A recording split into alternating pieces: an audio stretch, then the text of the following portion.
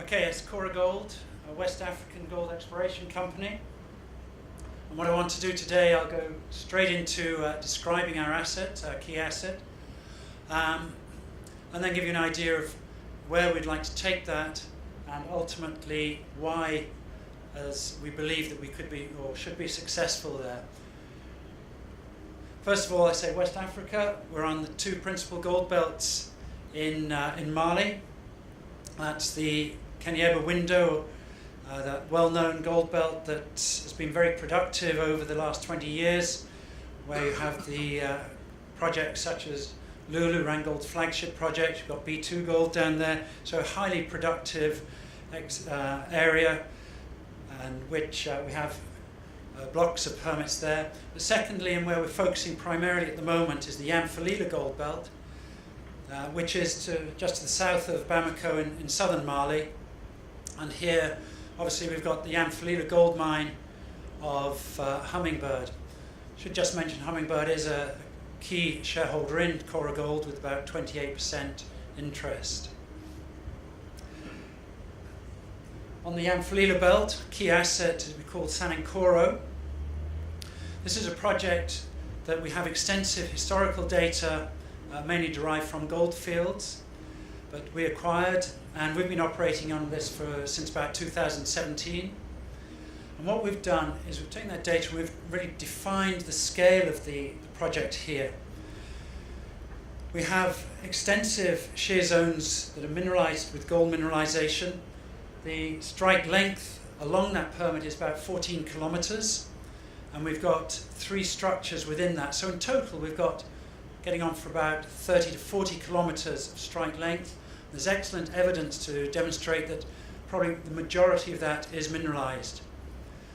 Last dry season, we focused on drilling part of that very much on still a reconnaissance basis, 160 meter spaced fencing, just down to about 100 meters depth. And what we've defined is continuity mineralization over that extreme strike length. The drilling is still not close enough for resource definition, so we went to independent consultants, SRK. We gave them all of our data, and they worked on the basis as if they were doing a resource calculation. They did wireframe models around all of our drilling, and the geostatistics around that, and really just came back to us and said, look, as an exploration target, which is a JORC approved report system, under that we believe there's a gold exploration target of 1 to 2 million ounces, just down to 100 meters within these structures. And the important thing that's emerged from all the drilling we've done is that it's very deep oxide weathering. We're talking at depths of 60, 70, often in excess of 100 meters depth. So the way we're starting to look at this, given that the market for exploration, and I guess I could spend a lot of money here and prove up 1 million ounces and then probably find that actually the market wouldn't recognize it, wouldn't give us credit and value for it. So rather we're starting to look at, can we focus on a smaller scale approach to this, a more incremental, that's less dilutionary to our shareholders, and taking a step-by-step approach. And with a project where you've got very deep oxide ore, very soft ore, the great advantage there is that mining costs are very low, milling costs are very low, and you can put together projects that have very low operating costs in total. And that means that you can start to look actually at smaller scale projects that aren't so capital intensive. Rather than that threshold of 100,000 ounces a year, perhaps something like 30 to 50,000 ounces a year at a much less capital intensive project will start to work. I mean, projects like that, heap leach or small CIL plants in this sort of environment, you might well expect to find operating costs down in the $20 to $25 a ton level. And if you had just 1.5 gram recovery, that's sort of $60 a ton. So you're looking at very high margin projects. Low capital intensity, something that might be able to pay back in 2 to 3 years. But the great advantage is you have a very large trail of resources behind you that gives you that confidence you can expand once you're up and running. So I think that's something we're starting to look at. We've got metallurgical samples in the laboratory, looking at both of those opportunities, CIL and heap leach. But definitely a route that we're starting to follow. Part and parcel of that, we're just completing a drilling program on site there, and we've been looking at some of these zones that historically have some higher grade intercepts on them. And we just concluded drilling now at a spacing that may enable us to move towards first resources. Historically, our drill results there, we've had results in the order of 3.5 grams over 32 meters, 5 grams over 17. So you can understand why I talk about the potential for higher grade starter pit areas to enable us to start moving on a smaller scale project.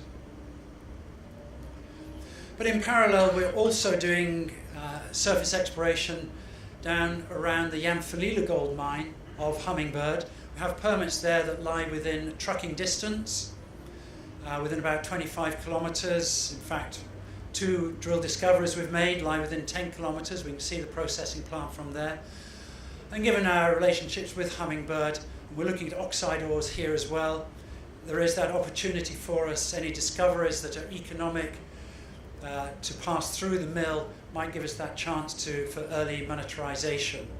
So that gives us a second string to our bow.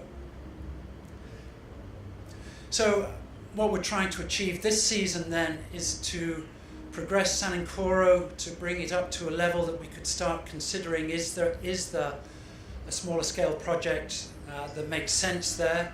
We do have a very much a national team in place. We have very strong relationships with government. So the ability to fast track operations and projects through is very strong for us there. So why should we be able to succeed? And I think one of the key things here is the management and board team. As a management team, we've been working in West Africa in the junior exploration sector for over 25 years together. I mentioned that our geological team on the ground, headed up by a senior geologist here who's been working with us for over 20 years, Malian national. Having worked together for so long, we have a wonderful understanding of how to do exploration in the country, how to be efficient, and I think very importantly we have that link on the ground that gives us good social license. We put in community projects that is a basis of community projects for Malians done by Malians. And obviously it gives us that link into ministry as well.